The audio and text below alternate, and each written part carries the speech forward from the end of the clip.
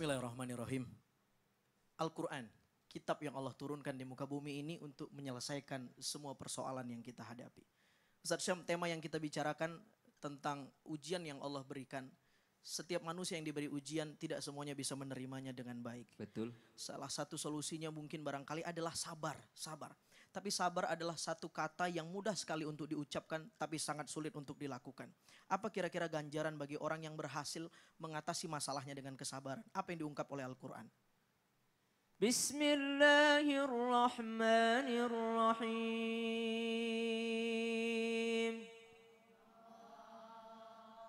Qul ya ibadiyalladzina asrafu ala anfusihim la taqnatu min rahmatillah.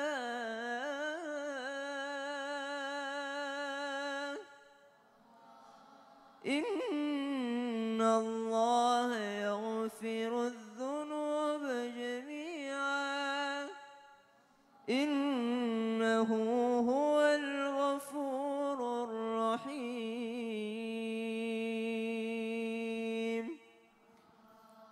Satu kata kunci yang dibacakan oleh Ustaz Syam tadi adalah la taqnatu min rahmatillah. Jangan pernah putus asa kepada Allah Subhanahu wa taala. Ingat, sebesar apapun masalah yang kita punya, bahwa Allah Subhanahu wa taala menyediakan solusi yang lebih besar daripada masalah itu. La taqnatu min rahmatillah. Jangan pernah putus asa kepada Allah Subhanahu wa taala. Seorang hamba, kata Nabi SAW, yang bangun di pagi harinya, tapi ketika dia membuka matanya, lalu ketika pertama kali matanya terbuka, dia mengeluhkan paginya, dia mengeluhkan persoalan hidupnya. Kata Nabi SAW, faka'annama yashku rabbah. Dia bagaikan mengeluhkan Tuhannya. Siapa yang mengeluh kepada Tuhannya, mengeluhkan tentang Tuhannya, berarti dia telah ingkar terhadap nikmat Tuhannya. Saudara yang dimuliakan oleh Allah Subhanahu wa taala, karenanya ada satu ayat yang sangat indah sekali yang sering kita baca. Ayat ini memberi motivasi yang luar biasa kepada kita, bahwa ternyata di balik kesulitan itu ada kemudahan. Ustaz Syam, bacakan ayat itu kepada kita hari ini. Fa inna ma'al usri yusra. Fa inna ma'al usri yusra. Resapi ayat ini dengan iman. Ibu-ibu yang dimuliakan Allah, fa inna ma'al usri yusra. Apa arti yang kita tahu? Sesungguhnya. Nah, di situ kesalahan kita. Kita seringkali mengatakan fa inna ma'al usri yusra adalah sesungguhnya setelah kesulitan ada kemudahan. Terjemahan tafsiriyah yang keliru.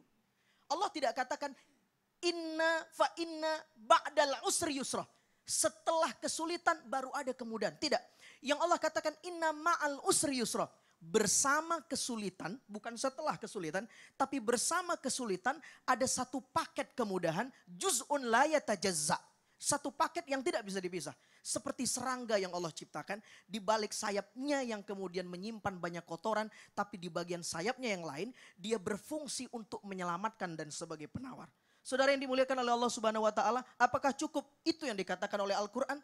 Inna ma'al usri yusra. Masya Allah, kalau kita paham bahasa Al-Quran luar biasa begitu indahnya, dan kita akan berkesimpulan bahwa Allah Subhanahu wa taala begitu sayang dengan kita. Allah mengulang kalimat yang sama, inna ma'al usri yusra. Para ahli semantik Al-Quran mengatakan ini adalah ta'kidul lafzi.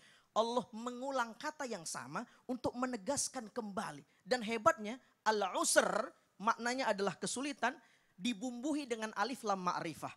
Yusr bentuknya nakiroh tanpa alif lam. Kaidah tafsir mengatakan an-nakirah idza takarrarat dallat ala ta'addud wal ma'rifah bi khilafihi. Maknanya berarti ketika ada satu kesulitan ada dua kemudahan. Ada satu kesulitan bersamanya ada dua kemudahan. Lihat, kesulitan ada berapa? Kesulitan ada berapa? Jawab, kesulitan ada berapa? Kemudahan ada berapa? Mau kemudahan atau mau kesulitan? Berarti mau yang dua. Ini luar biasa. Saudara yang dimuliakan oleh Allah Subhanahu wa taala, mudah-mudahan kita menjadi orang-orang yang mendapat kemudahan. Tapi pertanyaannya, apakah semua yang mendapatkan kesulitan dia bisa melihat kemudahan dari Allah Subhanahu wa taala? Ustaz Syam, apa syaratnya? Fa'idza faragta fansab. Lanjutkan.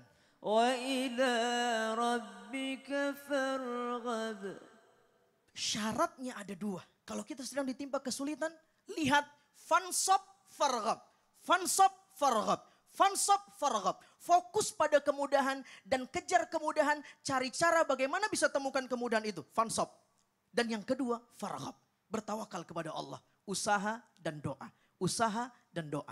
Berusaha tanpa berdoa sombong. Berdoa tanpa berusaha sia-sia. Saudara yang dimuliakan oleh Allah Subhanahu wa taala, mudah-mudahan jawaban Al-Qur'an atas tema dan pertanyaan kita pagi ini memberi manfaat buat kita. Amin. Amin, amin ya rabbal alamin. Terima kasih banyak Ustaz Syam dan Sama-sama. Ustaz Azhari. Silakan duduk kembali. Masya Allah ya Bu ya, ini luar biasa sekali ilmu yang kita dapat pagi ini Bu. Jadi berusaha tanpa doa, tadi kata Ustaz Azhari sombong, doa tanpa berusaha akan menjadi sia-sia. Dan mudah-mudahan kita ditingkatkan kesabarannya lebih lagi ya sama Allah dalam menghadapi segala ujian. Amin, amin ya rabbal alamin. Jamaah. Semangat Bu. Masya Allah. Nah ini sebelum kita lanjut ke tausiah berikutnya nih jamaah. Kita kasih kesempatan dulu untuk Ibu Nur Hayati untuk bertanya-tanya kepada guru-guru kita. Silakan Ibu. Ya, Assalamualaikum Ustadz. Kadang-kadang kita mudah memberi pengertian kepada orang yang seumur kita. Tetapi kita menghadapi kesulitan, begitu kita memberi nasihat kepada kaum milenial. Seperti kita orang tua ke anak-anak, bagaimana mereka supaya bisa semangat untuk bangkit kembali. Terima kasih Ustadz. Ya, Masya Allah. Terima kasih banyak Ibu Nur. Ya, mohon izin Ustadz Syam silakan. Ini dari sisi milenial Sisi ya anak nih. muda anak-anak dulu nih, milenialnya. Masya Allah. Izin Ibu Masya Nur, Allah. gak seharusnya saya menjawab pertanyaannya Ibu Nur. Harusnya Syam yang nanya-nanya kepada Ibu Nur. Tapi ini kepada anak milenials. Hai milenials dimanapun kalian berada. Kami ini kadang-kadang males gini Bu. Kalau kami jatuh yang pertama nyalahin kami itu orang tua kami. Yang pertama nyalahin kami itu orang tua kami. Mama juga bilang apa kan dari kemarin gak usah jualan itu. Itu. Yang kedua yang pertama meremehkan kami ya ayah kami, ibu kami. Kalau kami mau usaha, ngapain sih mau usaha itu nak? Jadi kami mau bersandar kemana? Bagaimana kami tidak mencari teman nongkrong di luar sana kalau orang tua kami meremehkan kami? Bagaimana kami tidak cari teman curhat di luar sana kalau orang tua kami tidak mau mendengarkan kami? Yang pertama menyalahkan kami orang tua, yang pertama meremehkan kami orang tua kami pula. Maka dari itu kami izin ayah bunda yang ada di rumah dimanapun kalian berada yang sayang sama kami. Ketika kami berusaha kami butuh doa kalian. Kami butuh sentuhan kalian, kami butuh dekapan kalian gitu. Kita butuh support dan dukungan ya Bener. Ustadz ya, Masya Allah. Terima kasih banyak Ustadz Syam sudah Iya, menjelaskan kalau dari orang sisi tua milenials ya. Kalau orang tua kita udah percaya kan kita yakin supaya bisa meyakinkan Dan makin orang semangat lain. ya Ustadz ya Gitu. usahanya jadinya, Iya, Masya insya Allah. Allah. Terima kasih Ustadz Syam. Ya mohon izin Ustadz Riza silahkan. Ya, Ibu Nur Hayati, secara fitrah tiap orang butuh support, Bu. Butuh nasihat. Dalam surat Fussilat ayat 33, "Wa man ahsanu qawlan mimman da'a ilallah." Tidak ada perkataan yang paling baik kecuali nasihat-nasihat yang menyadarkan seseorang untuk taat kepada Allah. Jadi nasihat butuh. Cuman nasihat memang diperlukan sebuah tips and trick. Nah, Apa tuh, surat Ustaz? Al-Baqarah Ya. ayat 83, "Wa qul linnasi husna." Kalau kasih nasihat dengan kalimat yang baik. Masya Allah. Tadi kan tidak ada jas. Orang tua kadang tak sadar menjas anaknya. Ih tolol lu ya. Nah itu jas kan. Jas. Nah harusnya wa qul linnasi husna. Pakailah kata-kata yang baik. Nak ini benar. Tapi ada yang lebih benar lagi nak. Coba kamu praktekkan yang ini. Insya Allah pasti kamu sukses. Nah kalimat ini yang dibutuhkan. Nah kadang-kadang orang tua juga suka kelepasan ya Ustadz ya, ih nakal Iya. banget sih kamu. Nah itu kadang-kadang suka kecipta ya dari mulut kita sendiri. Itu pelajaran juga tuh buat saya Ustadz. Masya Allah. Terima kasih banyak Ustadz Riza. Bu Nur Hayati semoga terjawab ya Ibu. Masya Allah. Ya berikutnya langsung saja ini dia tausiah kita dari Ustazah. Oke mohon izin Ustazah. Apa tuh Ca? Tentang apa nih? Ustazah, Ya. ini kan Ustazah kan sama-sama berbisnis nih. Aca juga lagi mulai-mulai bisnis nih Ya. Ustazah. Nah cuma kan kebetulan Aca partneran. Ini sebenarnya Aca mau nanya juga nih. Jadi yang namanya kita partneran dalam berbisnis itu kan pasti nggak mungkin kalau dalam usaha tuh ada kalau nggak ada jatuh sama gagalnya. Tapi nih Ustazah bisa nggak sih kita ngelihat di saat kita gagal kita partneran sama orang dalam berbisnis. Kita bisa lihat nggak dia temen yang memang mendukung kita atau dia cuma ada maunya aja sama kita Ustaz.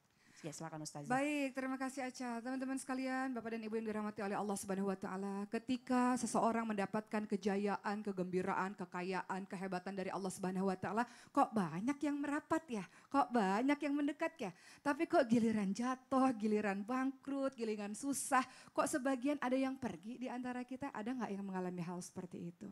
Kita akan melihat bagaimana Rasulullah SAW juga memiliki teman-teman yang seperti itu. Teman-teman yang baik ada dalam suka dan duka, dicontohkan oleh Abu Bakar As-Siddiq radhiyallahu anhu.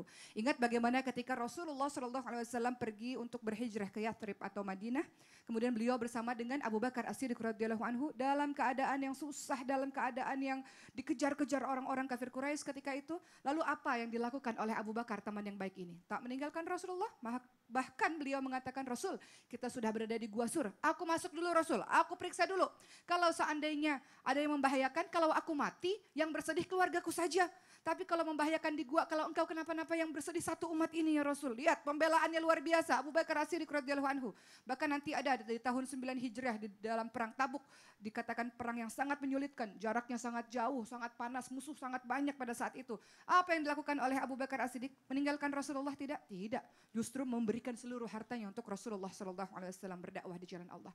Begitu juga dengan sahabat-sahabat lainnya yang tidak meninggalkan Rasul dalam keadaan susah. Contoh Abu Talha. Kalau kita ingat peristiwa perang Uhud tahun 3 Hijriah, ibu-ibu sekalian, ada tokoh utama di dalam perang Uhud yang menjadi tameng perisainya Rasulullah. Namanya adalah Thalhah bin Ubaidillah. Thalhah bin Ubaidillah itu melihat Rasulullah dalam keadaan sempit, dalam keadaan yang sudah sangat membahayakan bagi jiwa Rasulullah. Apa yang dilakukan Thalhah Ubaidillah? Menjadi tameng bagi Rasulullah. Tidak meninggalkan Rasulullah dalam keadaan susah. Tapi ada tokoh yang disebutkan dalam sejarah Islam, tokoh munafik. Ini terkenal sekali tokoh ini yang datang kepada Rasul karena menginginkan kejayaan, menginginkan orang-orang sayang padanya sehingga berdekat merapat pada Rasul. Tapi saat Rasul susah ditinggalkan Rasul. Namanya adalah Abdullah bin Ubay bin Salul. Kenapa dengan Abdullah bin Ubay bin Salul? Pada saat Rasulullah, banyak luar biasa ini Abdullah bin Ubay bin Salul. Ketika perang Uhud, 1000 orang mau perang Uhud, diprovokasi, 300 orang akhirnya nggak jadi perang gara-gara Abdullah bin Ubay bin Salul. Tapi intinya apa yang Rasulullah lakukan pada orang-orang yang meninggalkan Rasul dalam keadaan susah seperti ini? Apa yang Rasulullah lakukan pada Abdullah bin Ubay bin Salul? Tetap kok berbuat baik. Ketika Abdullah bin Ubay bin Salul meninggal dunia, anaknya Abdullah bin Ubay bin Salul mengatakan, Rasul, saya minta kain kafan untuk mengafankan ayah saya. Dikasih sama Rasulullah. Artinya nggak ada kerugian kita berbuat baik. In asantum li anfusikum wa in asatum falaha. Kebaikan yang engkau lakukan untuk dirimu sendiri, kejahatan yang engkau lakukan untuk dirimu sendiri. Orang jahat sama kita ya terserah, urusan dia sama Allah, urusan kita berbuat baik kepada orang tersebut. Masya Begitu. Allah, Ustazah Oki. Berarti bisa disimpulkan ya Ustazah, kalau kita mau cari sahabat sejati, teman sejati, bukan hanya dilihat dari saat kita bahagia, tapi di saat kita susah. Betul, Masya dan Allah. ikhlas sebenarnya Ca. Ya. Kadang kita kok aku udah baik, dia nggak baik sama saya, nggak Nah usah. iya, kadang suka ada harapan Betul, gitu ya nggak Ustazah perlu. ya. Kita berharap sama Allah. Kita buat baik sama dia, Allah yang balas insya Allah. Masya Allah. Gitu. Terima kasih banyak Sama-sama Ustazah Ca. Oki. Bu, makin seru nggak Bu bahasan kita Bu? Makin banyak ilmu yang kita dapat ya Bu ya hari ini ya, Masya Allah. Nah jamaah yang dirahmati Allah, ini semakin seru sekali pembahasan kita pada pagi hari ini. Setelah ini nanti masih akan ada tausiah dari Ustazah Oki mengenai kemuliaan bagi orang-orang yang mampu bangkit dari keadaan jatuhnya. Dan nanti akan dilanjutkan oleh tausiah oleh Ustadz Riza mengenai doa-doa yang mampu membangkitkan semangat kita dan membuat usaha kita lebih halal dan berkah. Jamaah yang dirahmati Allah, tetap di Islam itu indah. Jamaah. Oh jamaah. Alhamdulillah. Bangkitlah dengan sholatmu dan kerja kerasmu. Gunakan kecerdasan dan doa di setiap langkahmu.